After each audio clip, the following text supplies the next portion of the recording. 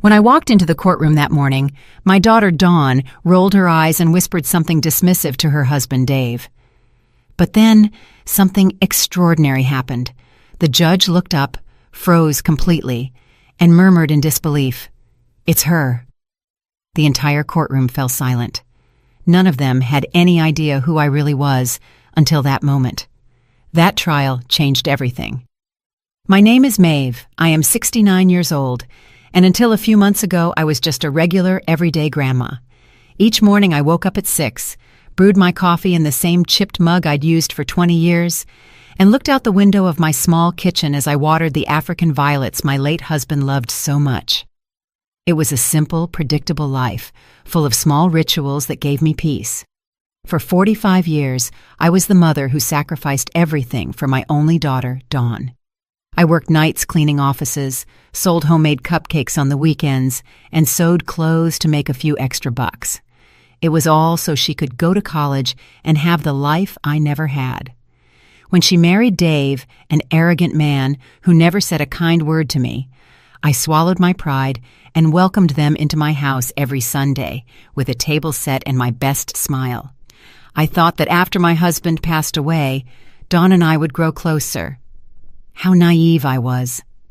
Instead of finding comfort in our shared company, my daughter began to see me as a burden. Her visits became obligatory and cold, her calls less frequent, and her excuses for avoiding me grew more and more creative. The greatest humiliation of my life came on a gray Thursday in October. I had prepared the chicken and dumplings she loved, the kind that took me hours to make, but always made her smile when she was a little girl. I put out my best tablecloth, the one with the embroidery I had done when she was a teenager, and even bought fresh flowers for the centerpiece. When they arrived, Dave walked into my house as if he owned it, slumped into my late husband's armchair, and turned on the television without even saying hello. Dawn wore a green dress I had bought her myself, but her expression was as cold as January ice. "Mom, we need to talk," she said in that voice she had developed since she got married, a voice that sounded like it belonged to a stranger. She sat on the edge of the chair, as if in a hurry to leave. "Dave and I have made a decision," she continued, as he sat on the sofa, his eyes glued to the screen. "This house is too big for you. You can't maintain it alone anymore. And we need a bigger place for when we have kids. We found the perfect retirement community for people your age." I felt as though the floor had opened up beneath me. This was the house where Dawn had taken her first steps, where we had celebrated every birthday, where her father had died holding my hand. Every corner held our most sacred memories. Every photograph on the wall told our story. "But Dawn, this is our home. All our memories are here," I pleaded, my voice trembling, each word breaking as it left my mouth. "Memories are in the heart, Mom, not on the walls," she replied with a coldness that chilled me to the bone. "Besides, the community has activities for people like you. You'll be better off there. You'll have company your own age." Dave smiled with satisfaction as he began to measure the rooms with his eyes, as if he were already the owner. "It's for the best, Mrs. Maeve," he added with that fake smile I hated so much. "We'll take care of all the paperwork. Don't you worry about a thing." My heart shattered into 1,000 pieces. My own daughter, the child for whom I had sacrificed my youth, my health, and my dreams, was throwing me out of my own house to give my home to that despicable man. Tears threatened to fall, but I swallowed them back. I wouldn't give them the pleasure of seeing me cry. "I need time to think," I murmured, with what little dignity I had left. "There's not much to think about, Mom," Dawn replied, standing up. "It's already decided. They're coming to appraise the house next week." And with that, they left. They left my chicken and dumplings untouched, my flowers wilting and my heart in pieces on the table where we had once been a happy family. That night I couldn't sleep. I sat in the kitchen, staring at the photographs on the wall. Dawn as a baby, Dawn on her first day of school, Dawn on her graduation day. In every picture, I was there, holding her, hugging her, smiling with pride. How had it come to this? How had the girl who once told me I was her hero now treat me like trash? The following days were a nightmare.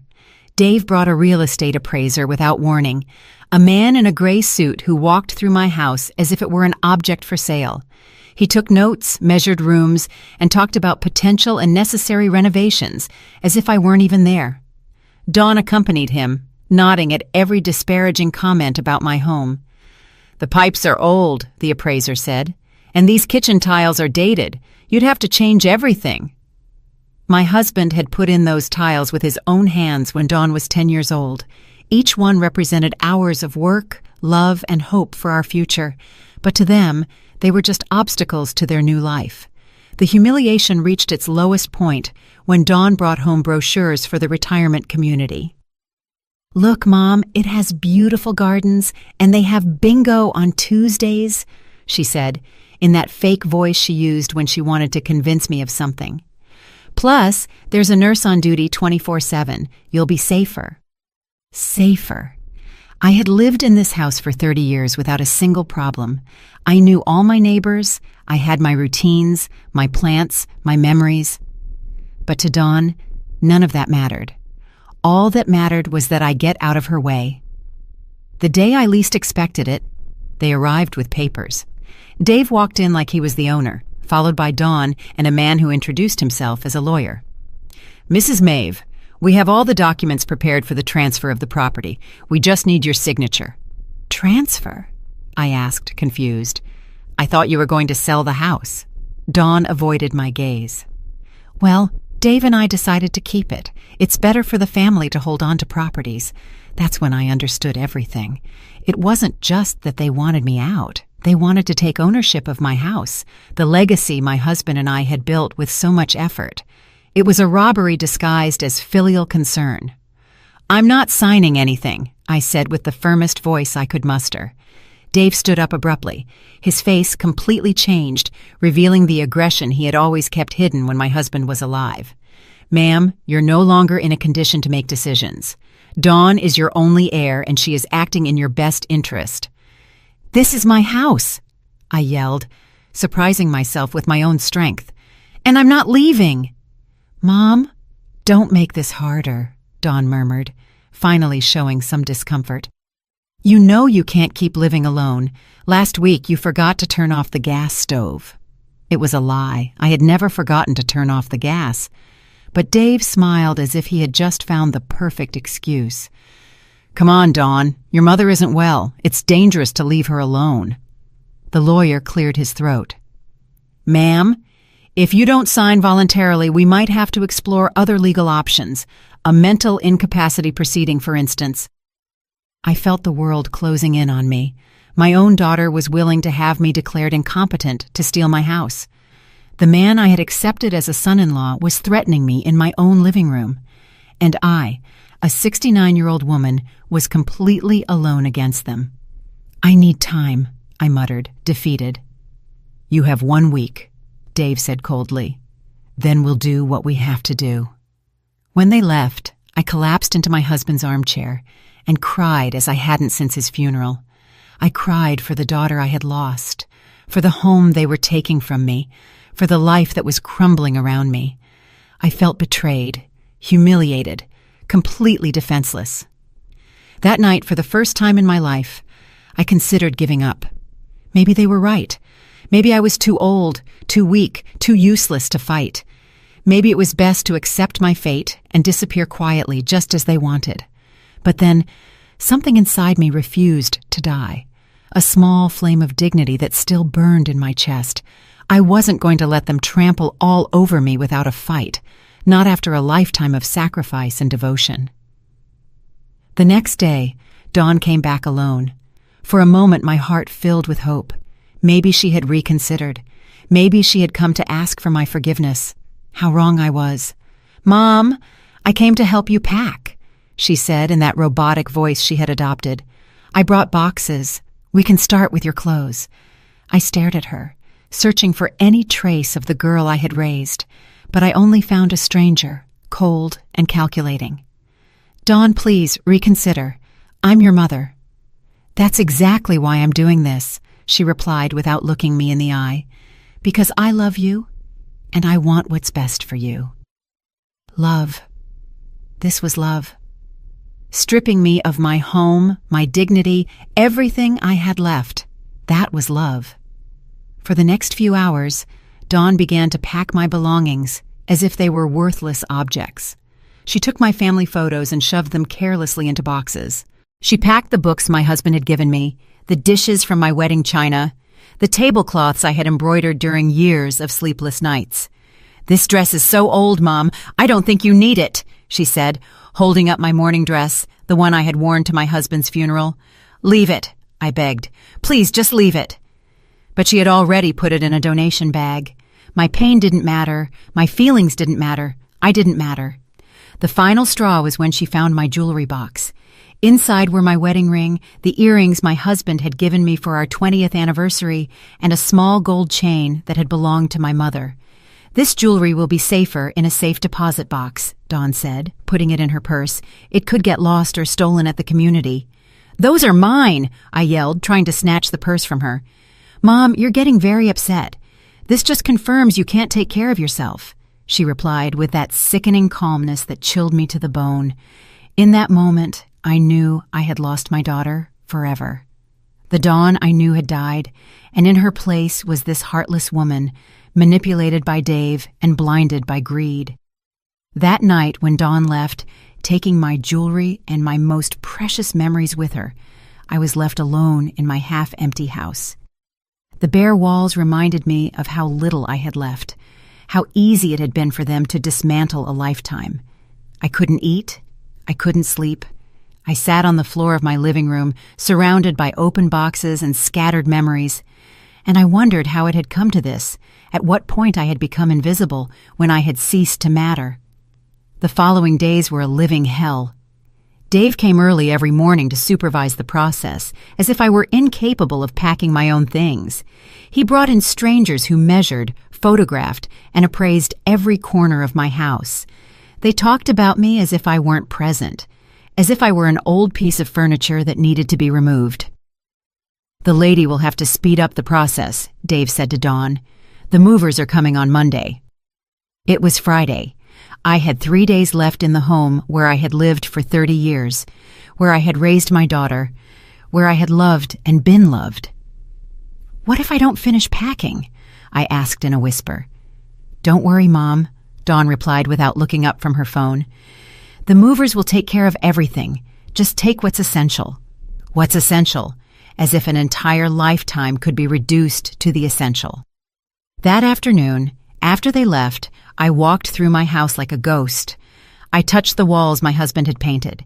I sat in every chair where we had eaten family breakfasts. I opened every drawer that held little treasures from my past life.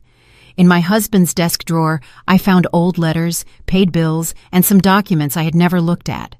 Most of them were unimportant, but there was one folder I had never seen. It was marked with my husband's initials and had a small lock on it. Curious and desperate to find something, anything to connect me to better times, I looked for the key in all his usual spots. I finally found it inside an old book, marking a page that talked about investments and properties. When I opened the folder, my world changed forever. There were documents I didn't fully understand, but one caught my attention immediately. It was a will, dated just 6 months before my husband's death, that I had never seen before. My hands trembled as I read. My husband had been much more far-sighted than I imagined. And Dawn, my dear Dawn, had no idea what she was about to discover.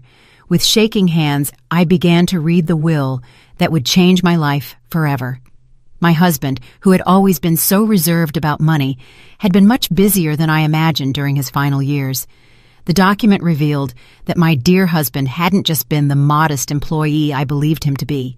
For decades, he had been quietly investing every extra dime he earned. He had bought small properties when prices were low. He had invested in company stocks that were now worth a fortune, and he had accumulated a wealth I never could have imagined in my wildest dreams. But that wasn't all. The will clearly specified that I was the sole heir to everything. Dawn would only receive a small sum if I died, and only if she had taken care of me with love and respect during my final years. My husband had been wiser than I thought. He had seen something in Dave that I had refused to recognize. There was also a clause that took my breath away. My husband was the owner of the entire building where Dawn and Dave lived. The apartment they thought they were paying for monthly was actually ours. All the tenants in the building were paying rent to us, and that rent had been automatically deposited into an account I knew nothing about. With trembling fingers, I searched through the papers until I found the bank statements.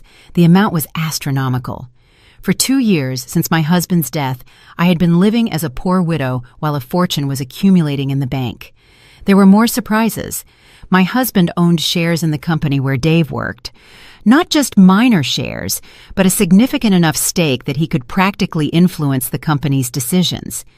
There were also investments in restaurants, small businesses, and even a large piece of land on the outskirts of the city that was now worth millions. I read and reread every document, every contract, every certificate. Everything was there, perfectly organized and legal. My husband had built a silent empire, and I was its empress without even knowing it. But what impacted me most was a personal letter I found at the end of the folder.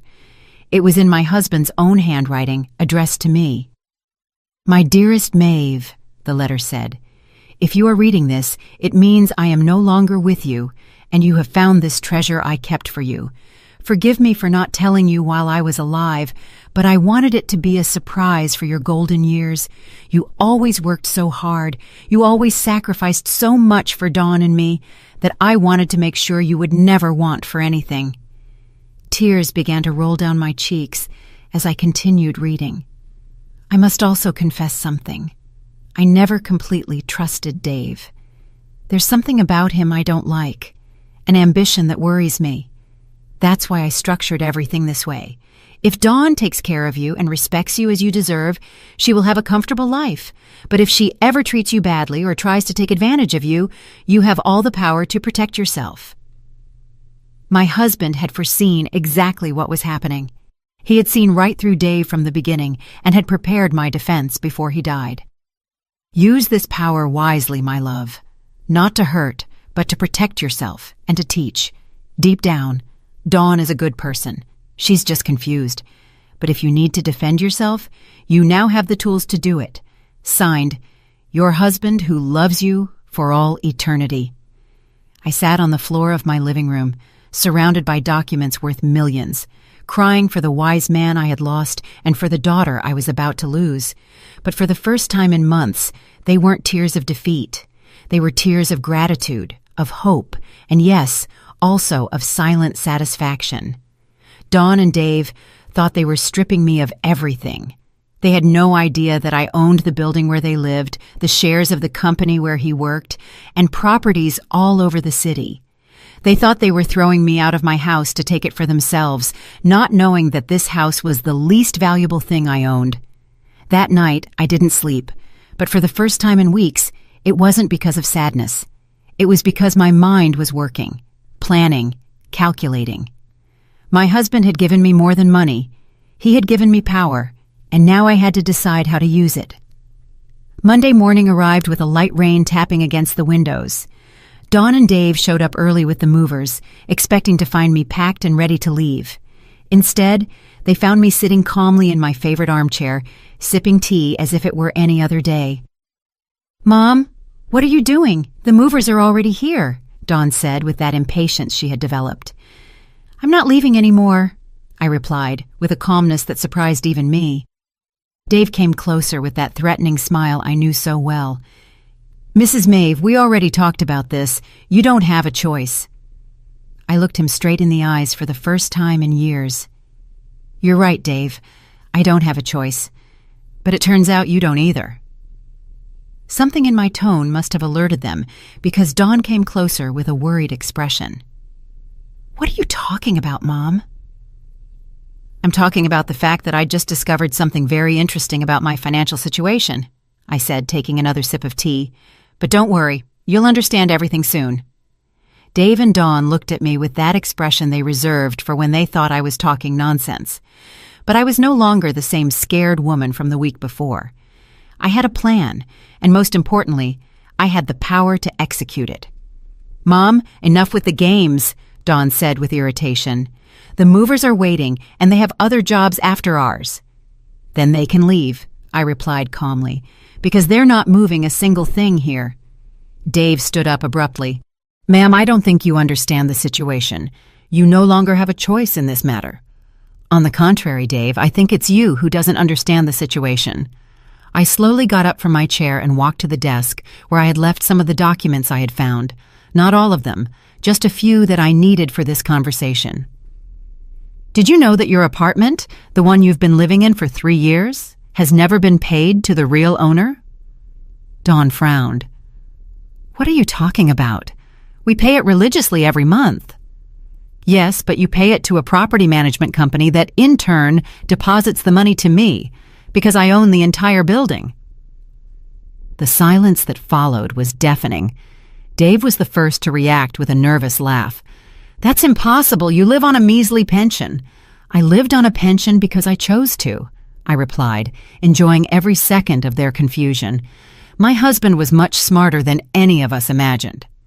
I showed them one of the property deeds. Dawn took it with trembling hands and read it 1, 2, 3 times. This can't be real, she murmured. It's as real as the fact that you were throwing me out of my own house to take it for yourselves. But it turns out, this house is the least valuable thing I own. Dave snatched the document from Dawn's hands. His face turned pale as he read, This has to be fake, a forged document. You can verify it whenever you like, I said, with a smile I hadn't felt in months. In fact, I encourage you to do so. Dawn collapsed onto the sofa as if her legs had been cut out from under her. Why didn't you ever tell us anything? Because I didn't know myself until 3 days ago. Your father kept this secret to protect me. What a visionary he was. Dave began to pace the room in circles, clearly agitated. This changes everything, Dawn. If your mother really owns the building, it means she can evict you whenever she wants. Along with all the other tenants who have been paying me on time for 2 years. I completed the sentence for him. You can't do that, Dawn said, her voice cracking. We're family. Family. The word came out of my mouth with more bitterness than I intended. Like when you were going to declare me mentally incompetent to steal my house. Like when you packed my memories as if they were trash. Like when you took my mother's jewelry. Dawn began to cry, but they were no longer the manipulative tears she had learned to use. They were tears of genuine terror. Mom, please, we can fix this. It was all Dave's idea.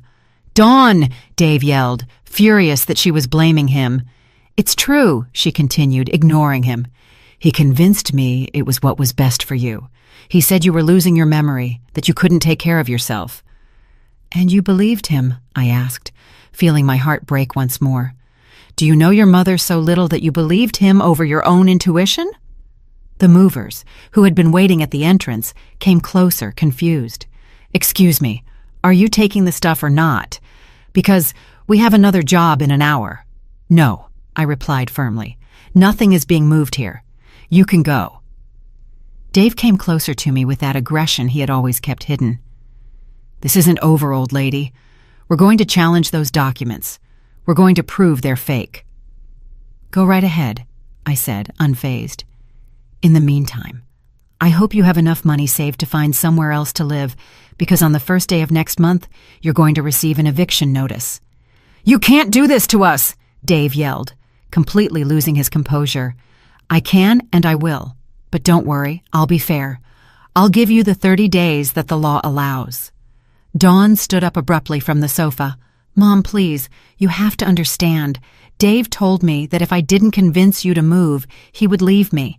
He said he couldn't stand living knowing you were here alone, being a danger to yourself. And that justifies everything you did to me? I asked. It justifies treating me like trash, packing my memories without care, taking your grandmother's jewelry? I'll give it back to you right now, Dawn said, desperately searching through her purse. It's too late for that, Dawn. Dave came closer again, but this time his attitude was different. He was no longer threatening, but almost pleading. Mrs. Maeve, we can come to an agreement. Dawn is pregnant. Are you really going to throw your grandchild out on the street? I felt as if I had been punched in the stomach. Dawn was pregnant, and she hadn't told me. I was going to be a grandmother, and I found out as a piece of blackmail. Is it true? I asked Dawn. She nodded through her tears. I wanted to tell you a different way. I wanted it to be a special surprise. Like the surprise of throwing me out of my house? I replied, even though I felt my resolve beginning to waver. But then I remembered my husband's words in his letter, not to hurt, but to protect yourself and to teach. Dawn needed to learn, and her son or daughter deserved to grow up with different values than the ones Dave was teaching. The news of the pregnancy disarmed me for a moment, but then I remembered all the pain they had caused me. A baby didn't erase the humiliation, the contempt, or the months of suffering they had put me through. Congratulations on the baby, Dawn, I said, with a calmness that was hard to maintain. But that doesn't change what you did to me. Mom, please, Dawn pleaded. Think about your grandchild. Do you really want them to grow up without knowing their grandma? Their grandma was here all along, I replied. You were the ones who decided to get rid of me. Dave tried one last manipulation. Mrs. Maeve, if you really have as much money as you say, why don't you help us instead of punishing us? We could be a united family. I looked at him with the contempt he deserved. A united family? Like when you threatened to have me declared mentally incompetent? Like when you turned my daughter against me?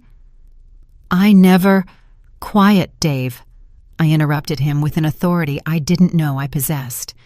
I have heard enough of your lies. The movers had left, leaving us alone in the tension that filled the entire house. Dawn cried silently. Dave paced like a caged animal, and I felt strangely calm for the first time in months. Here's what's going to happen, I announced. You have 30 days to find somewhere else to live. During that time, I don't want to see you around here unless it's a real emergency. And after that? Dawn asked, her voice broken. After that, we'll see if you've learned anything about respect and family. Dave exploded. This is emotional blackmail. You're using your money to manipulate us. Manipulation? The word made me laugh bitterly. Like when you used my supposed mental incompetence to manipulate me? Like when you used my mother's love to blackmail me? It's different, Dave murmured, but he didn't even sound convincing to himself anymore. You're right, I admitted. It is different, because I actually have the power I'm using. Dawn got up from the sofa with slow movements. Is there anything we can do to make you change your mind? Yes, I replied without hesitation. But I don't think Dave is willing to do it. What is it? She asked, clinging to that hope. I want an apology, a real, sincere apology, for every humiliation you put me through. I want you to admit that you treated me like trash, and I want Dave to admit that this was all his idea. Dave's face turned red with anger. I'm never going to humiliate myself in front of you. Then get ready to move, I said simply. Dawn looked at him pleadingly. Dave, please, she's my mother. She's your mother-in-law. We can swallow our pride for our child. No, he yelled. I'm not going to bow down to this manipulative old woman. The insult hung in the air like a slap. Dawn's mouth fell open, finally seeing her husband without the lenses of blind love. Manipulative old woman, I repeated softly. Interesting. That's what you really think of me, Dave. No, Dawn murmured, but he had already lost control. Yes, that's what I think. A bitter old lady who can't stand to see her daughter happy. That's why she made up this whole story about the money. Made up? I walked to the desk and took out more documents. Did I also make up these bank statements? Did I make up these property deeds? Did I make up these stock certificates? I put each document on the dining room table, one by one, until the surface was covered with irrefutable proof of my fortune. Dawn came closer and began to examine the papers with trembling hands. Oh my God, Mom, this is real. It's all real. Very real, I confirmed, and now you understand why your husband is so desperate to discredit me. Dave tried one last gambit. Dawn, you can't believe your mother hid all this for years. She's a liar. No, Dawn suddenly yelled, surprising us all. Stop it, Dave. Just stop. She turned to me with tears streaming down her cheeks. "Mom, forgive me. Forgive me for everything. You're right. I treated you like trash. I took your memories, your jewelry, your dignity, and the worst part is that I did it because he convinced me you were a burden." "Dawn, don't listen to her," Dave tried, but she ignored him completely. "He filled my head with lies about your mental health, about the dangers of you living alone.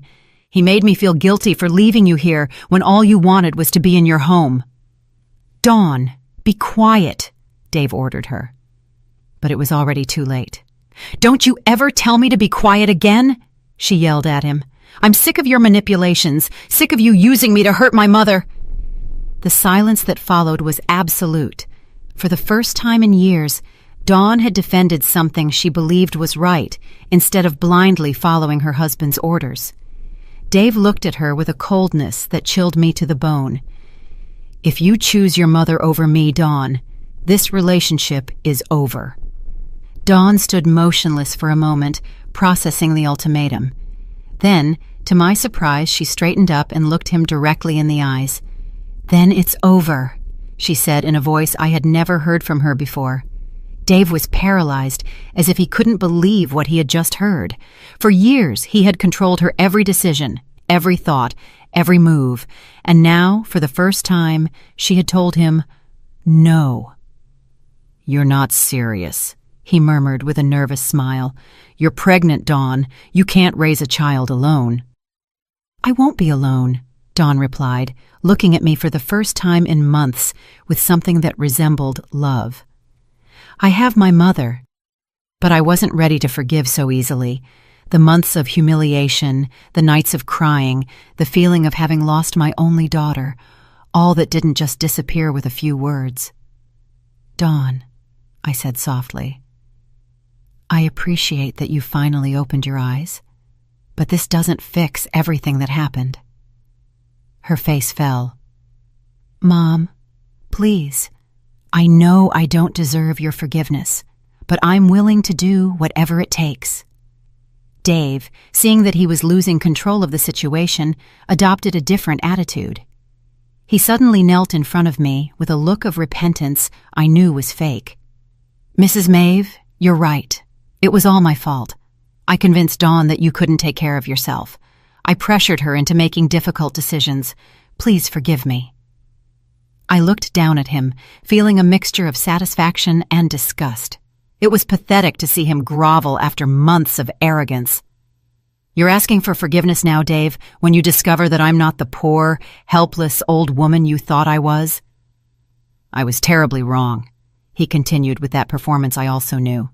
"Let me make it up to you. We can be a happy family." "A happy family," I repeated. "Like when you threatened to have me declared mentally incompetent? That was a mistake.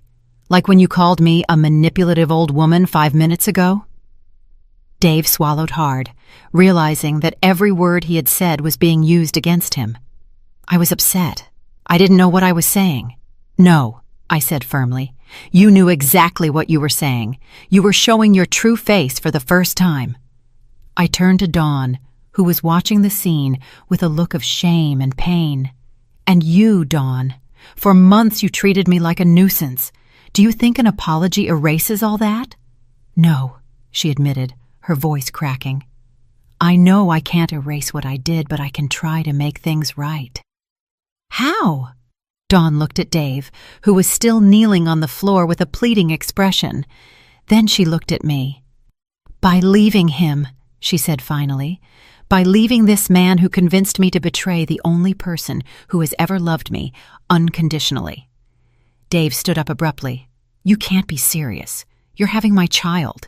"I am having my child," Dawn replied with a determination that filled me with pride despite everything. "A child I don't want to grow up watching his father manipulate and mistreat his grandmother." "Dawn, you're making the biggest mistake of your life," Dave threatened. "The biggest mistake of my life was marrying you," she retorted. Dave looked at both of us with pure hatred.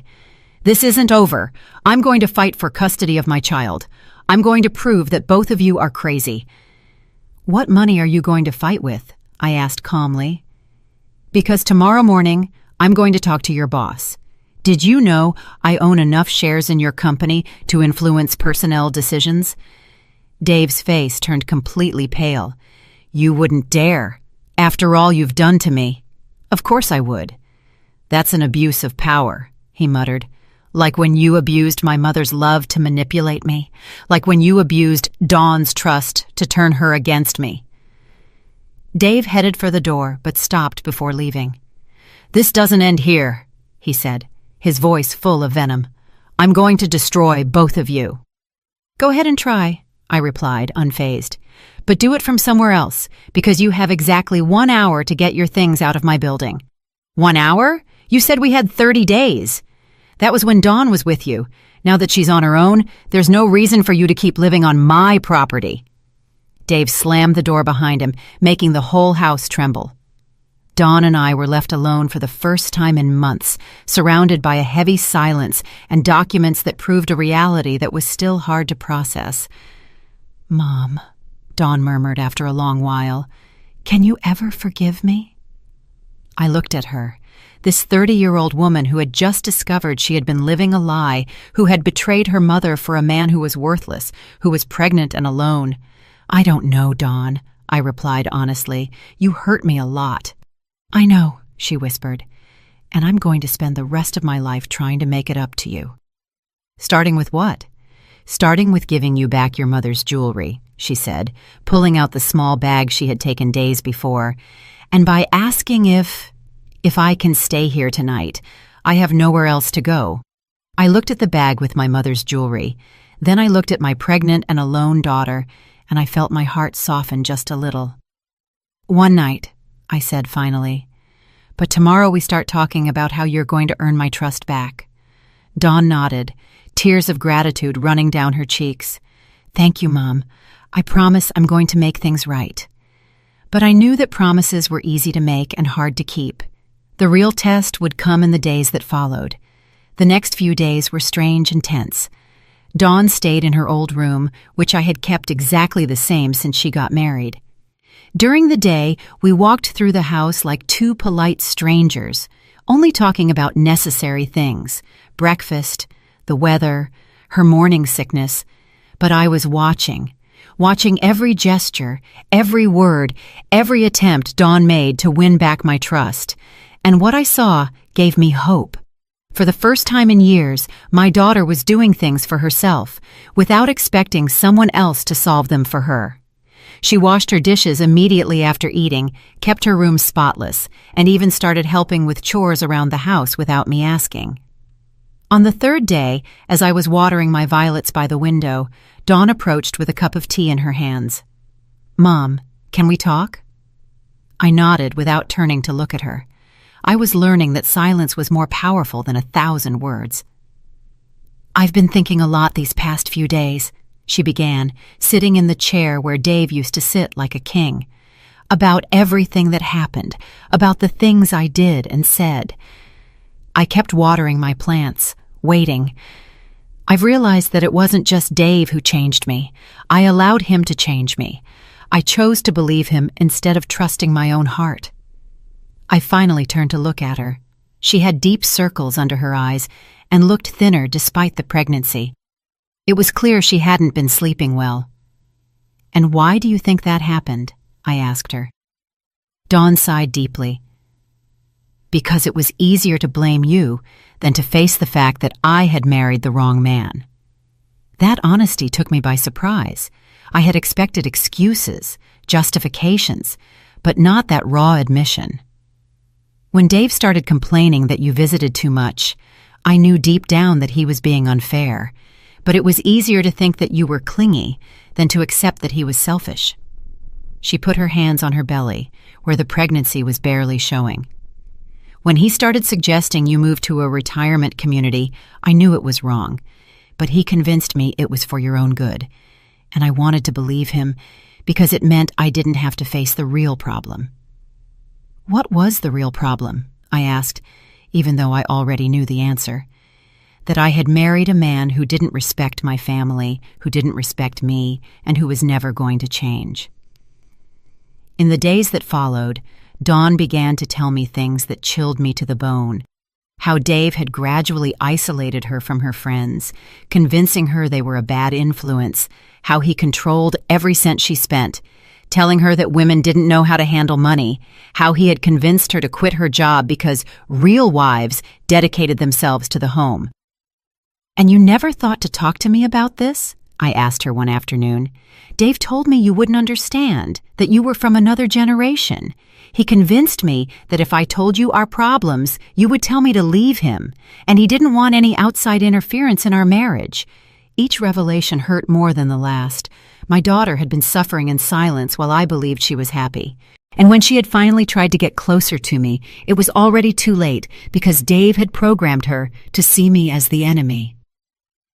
2 weeks after Dave left, Dawn received a call that left her pale as a ghost. "It's the building manager," she said, her voice trembling. "Dave is in the lobby. He says he has the right to come up because he's still my husband." "And what did you tell him?" "That I didn't want to see him, but he won't leave. He's yelling that he's going to call the police, that this is kidnapping." I got up from my chair with a calmness that surprised me. "Tell the manager to come down. I'm going to talk to him." "Mom, he's really upset. We don't know what he's capable of." "Exactly," I replied. "That's why I have to go down there." When I got to the lobby, I found Dave in a fury yelling at the poor building manager who was trembling behind his desk. "That crazy old lady has my wife kidnapped," Dave was shouting. "I want you to call the police right now." "Good afternoon, Dave," I said in a serene voice. He turned to me, his eyes bloodshot. He had obviously been drinking. "You give me back my wife right now." "Dawn is exactly where she wants to be," I replied. "And if you don't leave my property immediately, I'll be the one calling the police." "This isn't your property. You're a liar." I took out my phone and dialed my lawyer's number, putting it on speakerphone. "Attorney Victoria?" I said when she answered. "It's Maeve. I have an upset man here who refuses to leave my building. Could you confirm that I am the legal owner?" "Of course, Mrs. Maeve," my lawyer's clear voice replied. "You are the sole owner of the building located at—" Dave went silent as he listened to the legal confirmation. The manager looked at him with a mixture of fear and embarrassment, finally understanding the situation. "Anything else you need me to clarify, Dave?" I asked after hanging up. "This isn't over," he muttered, but he no longer sounded convincing. "You're right," I agreed, "because tomorrow I'll talk to your supervisor at the company, and the day after that, to the bank that gave you the loan for your car. Contacts are useful when you have enough money." Dave left without another word, but I knew he would be back. Men like him don't give up easily. 2 months later, the day of the trial arrived like a storm we had been waiting for. Dave had made good on his threat and sued us for parental alienation and financial manipulation, asking for full custody of the baby Dawn was carrying. That morning, as I was getting dressed in my best black suit, Dawn came into my room with tears in her eyes. "Mom, I'm scared," she confessed. "What if the judge believes him? What if he takes my baby away?" I hugged her for the first time in months, feeling her body tremble against mine.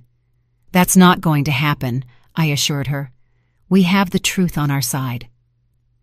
When we arrived at the courthouse, Dave was already there with a lawyer who had clearly cost him more than he could afford. He looked at me with that familiar hatred, but this time it didn't intimidate me. I had something he would never have, the peace of mind of someone who knows they are on the right side. Dawn and I sat down on our bench. She wore a purple dress that highlighted her 5-month pregnancy, and I wore the earrings my husband had given me for our anniversary. We were prepared. Dave's lawyer began his argument, painting me as a vengeful woman who had used her money to destroy a happy marriage. He talked about manipulation, emotional blackmail, and a toxic mother-in-law who couldn't accept that her daughter had grown up. When it was our turn, my lawyer, Victoria, stood up elegantly and began to present the evidence. Text messages where Dave insulted Dawn, recordings where he threatened to leave her if she didn't throw me out of my own house, testimonies from neighbors who had heard his yelling and abuse. But the decisive moment came when the judge looked up and stared at me. "Mrs. Maeve Williams?" he asked in disbelief. "Yes, Your Honor," I replied, confused by his reaction. The judge took off his glasses and studied me carefully. "Did you work at the family court 30 years ago?" My heart stopped. "Yes, Your Honor. I was a secretary for Judge Miller. You helped me when I was an intern. You taught me how to organize files. You brought me coffee when I worked late. You were always kind to me when everyone else treated me like I was invisible." The entire courtroom fell silent. Dawn looked at me in amazement. Dave turned pale, and I felt as if the world had stopped. "Your Honor, I am Judge David Morales," the judge continued. "Do you remember me?" And then I saw it. Under the gray hair, the wrinkles, and the authority was the shy young man who had worked in my office decades ago, the boy I had defended when other lawyers made fun of him, the one I had encouraged when he doubted his abilities. "David," I murmured, feeling my eyes fill with tears. "Of course I remember you." The judge smiled, and for a moment he was that insecure young man again, looking for approval. "I never forgot your kindness, Mrs. Maeve. You told me that one day I would be a great judge when even I didn't believe it." Dave and his lawyer exchanged panicked glances. They knew they had lost before they even began. "Your Honor," Dave's lawyer interjected, "I believe this constitutes a conflict of interest." "There is no conflict," Judge Morales replied firmly. "There is only justice. And after reviewing all the evidence presented, it is clear that Mr. Dave Foster has been the only manipulator in this story." The verdict was resounding. Dave lost all his rights to the baby and was prohibited from approaching Dawn and me. He also had to pay the legal costs and a settlement for emotional damages. When we left the courthouse, Dawn hugged me as she hadn't since she was a child. "Mom, how is it possible that the judge knew you?" "Life goes in circles, honey," I replied, "and kindness always comes back to you when you least expect it." 6 months later, when my granddaughter Serenity was born, I understood that everything had been worth it. Dawn had regained her essence. She had become the loving mother I always knew she could be. One afternoon, as we rocked the baby in the garden of our house, Dawn asked me a question I had been waiting for. "Mom, have you really forgiven me?" I looked at her. This woman who had grown so much in such a short time, who had learned to value what was truly important. "I forgive you, Dawn," I said finally. "But more importantly, you've learned to forgive yourself." That night, as I prepared tea in my old chipped mug, I thought about my husband and his letter. I had used the power he left me exactly as he had expected, not to hurt, but to protect and to teach. Dawn had learned that true love isn't based on control, but on respect. And I had learned that it's never too late to stand up for your dignity. Looking out the window at the garden where my granddaughter was playing, I smiled. Some battles are worth fighting, and some victories taste better when they take a long time to arrive. In the end, I hadn't needed to yell to be heard. I had only needed to remember who I really was and defend it with the peace of mind of someone who knows they are on the right side of history. 5 years after the trial, my life had taken a turn I never could have imagined. Little Serenity, now a 4-year-old girl with her mother's lively eyes and my same stubbornness, ran through the garden chasing butterflies while Dawn and I prepared Sunday lunch. "Grandma Maeve, look what I found!" Serenity yelled, running toward me with a yellow flower in her small hands. "It's beautiful, my love," I said, lifting her up to give her a kiss. "Should we put it in the vase with the others?" Dawn smiled at me from the kitchen. In these years, she had bloomed in an extraordinary way. She had gone back to school and was now working as an accountant at a small but prosperous firm. And most of all, she had regained that spontaneous laugh I remembered from her childhood. "Mom, a letter came for you," she said, handing me an elegant envelope. It was from the foundation I had established 2 years ago with part of my husband's inheritance. Home and Dignity had become a refuge for older women who were suffering from familial abuse or abandonment. What had started as a way to honor my own experience had transformed into something much bigger. "What does it say?" Dawn asked, drying her hands on her apron. "They're inviting us to the inauguration of the third house," I replied, feeling that deep satisfaction that only comes from knowing your pain served a good purpose. "They're going to house 15 more women." In these years, we had helped more than 50 women rebuild their lives. Some arrived as I had been, stripped of their dignity by ungrateful children or abusive relatives. Others came alone, without family, but with similar stories of abandonment and mistreatment. The doorbell interrupted my thoughts. Dawn went to open it and came back with a mysterious smile. "Mom, you have a visitor." Behind her appeared retired Judge David Morales, accompanied by an elegant woman with silver hair. "Mrs. Maeve," he greeted me with that warm smile he had kept since he was young. "I want to introduce you to my wife, Elena." "It's an honor to meet you," Elena said, taking my hands. "David has told me so much about you. He says you were one of the most important people in his professional training." "He exaggerates," I replied, but I was deeply moved. "Not at all," David insisted, "and that's why we wanted to invite you personally. The Retired Judges Association is going to give you an award for your work with the foundation." "That's not necessary," I began to say. "Yes, it is," he interrupted me. "Your story inspired many of us to reflect on true justice, the kind that goes beyond written laws." After they left, Dawn and I sat on the porch while Serenity played with her dolls. The garden was more beautiful than ever. I had hired a gardener, but I still personally took care of the African violets my husband loved so much. "Do you know what I admire most about you, Mom?" Dawn asked me suddenly. "What?" "That you never got bitter after everything I put you through. After all the pain, you never let it harden your heart." "Of course I got bitter," I admitted. "There were nights when resentment was eating me up inside. But your father taught me something very valuable in his letter." "What did he teach you?" "That true power doesn't come from revenge, but from the ability to transform pain into something useful for others." Dawn nodded, understanding. She had experienced that transformation herself. She now volunteered at the foundation, using her own experience to advise young women who had fallen into toxic relationships. "Did you ever find out what happened to Dave?" she asked.